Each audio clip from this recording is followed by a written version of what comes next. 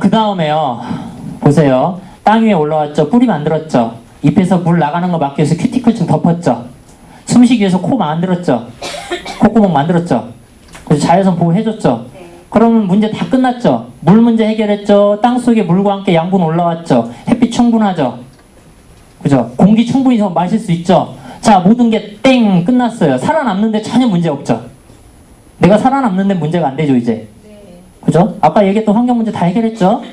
자, 여러분들도 당장 먹고 사는데 급하면 먹고 사는 게 문제죠. 그러나 먹고 사는 문제가 해결되면 이제 어떻게 할까요? 네? 내가 먹고 사는 문제가 해결됐어요. 지금 다 나밖에 안 보여. 내가 먹고 사는 게 중요하니까. 그렇죠. 이제부터는 옆을 봐야 되죠. 그죠? 옆을 봐야 돼요. 내 문제 해결했으면 옆에도 해결했나? 봐야 돼요. 근데 우연히도 지구상에서 모든 식물들이 동시에 다 해결을 해요. 그거를. 거의 다. 자연과학이 웃기는 거예요. 전부 다 우연에 의해서 이뤄줍니다. 우연에 의해서. 해결했어요. 나도 해결했고 얘도 해결했어요. 이제부터는 뭘 할까요? 이젠 싸워야 돼요. 내가 그러니까 환경으로부터 내가 살아남는 문제는 해결을 했는데 이제는 옆에 있는 식물하고 나하고 경쟁을 시작을 해야 돼요. 나하고 경쟁을 시작을 해야 돼요. 그래서 자꾸 경쟁 얘기를 할 수밖에 없어요. 근데 요즘 들어가는 과학에서는요, 그걸 한 단계 더 업그레이드를 합니다. 이제 경쟁만 해갖고는 하는 게 아니고요, 경쟁하려면 결국 같이 가야 된다로 가요. 네. 그게 이제 한 단계 업그레이드 된 거예요. 근데 아직까지 자연과학에서는 경쟁이 어쩔 수 없이 이루어져요. 자, 경쟁을 해야 되는데 뭘 위해서 경쟁을 할까요? 앞에 얘기했던 환경 요인들, 햇빛이 있을 수도 있고요, 물이 있을 수도 있고, 그죠? 얘네들 갖고 싸워야 돼요. 예를 들어 물 갖고 싸워야 돼요. 옆에 있는 식물 뿌리하고. 물 갖고 싸우려면 어떻게 하면 될까요? 뿌리가 더 빨빨 뻗어가는 게 더 좋죠. 그죠? 그죠? 그렇게 하면 여기서 식물들은요, 옆에 있는 식물이 나보다 빨리 자라면 안 되는 경우가 많이 있을 수 있죠. 그래서 어떤 식물들은 옆에 있는 식물이 못 자라게 만들어 버려요. 그 대표적인 놈이 누군지 아세요? 여러분이 가장 좋아하는, 한국인이 가장 좋아하는 나무, 소나무예요. 소나무 밑에는 그래서 다른 식물들이 거의 안 돼요.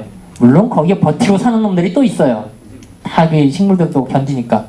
그래서 소나무 같은 애들은요, 옆에 있는 식물을 못 자라게 만드는 능력이 굉장히 뛰어나요. 그래서 굉장히 이기적인 나무. 그래서 한국인들이 소나무를 닮으면 이기적인 인간이 돼요. 사실 닮으면 안 돼요, 소나무는. 그래서 어떤 분들은 소나무 망국농까지 펴요. 소나무가 우리나라 산림도 황폐화시키고 어쨌든 이런다, 그런 얘기 하는데 뭐 꼭 그렇게 갈 필요 없고요. 자, 그 얘기 했고요. 뿌리 쪽은 그렇다 치고, 예를 들어 이제 위를 생각해 보세요. 물은 어차피 밑에서 이렇게 올라온다 치고, 햇빛은 다 위에 있죠. 그죠? 그럼 얘하고 나하고 이제 경쟁하는데, 경쟁이라는 게 결국 햇빛을 향해서 경쟁을 해야 되죠. 그죠? 그러면 얘하고 나하고 있을 때 햇빛 쪽으로 가능한 올라가는 게 유리하겠죠. 그죠? 그러면 잎을 키워서 이렇게 올려보내는 거하고 잎만 위로 올려보내는 거하고 어느 게 더 유리해요? 네, 분업을 하는 게 좋아요. 분업을 키워서 가는 것보다는요, 잎만 위로 올려보내서 거기서 광합성하게 해주는 게 훨씬 더 좋아요. 분업을 하는 게 좋죠. 혼자서 다 하는 건 안 돼요, 절대. 혼자 하는 건 바보 같은 짓이에요. 에너지 소비 많아요. 그래서 무조건 나눠서 일거리를 나눠주는 거예요. 우리가 왜 여기 전부 다 아웃소싱 하는 것처럼 모든 일들을 나눠서 줘버리는 게 에너지 효율 측면에서 굉장히 좋아요. 그래서 식물 입장에서는 그래서 잎을 저 위로 햇빛을 향해서 올려보내주는 뭔가를 만들어내는 게 훨씬 더 유리하다고 판단을 합니다. 그래서 만들어진 게 줄기예요. 줄기. 그러니까 초기에는 줄기라는 게 없어요.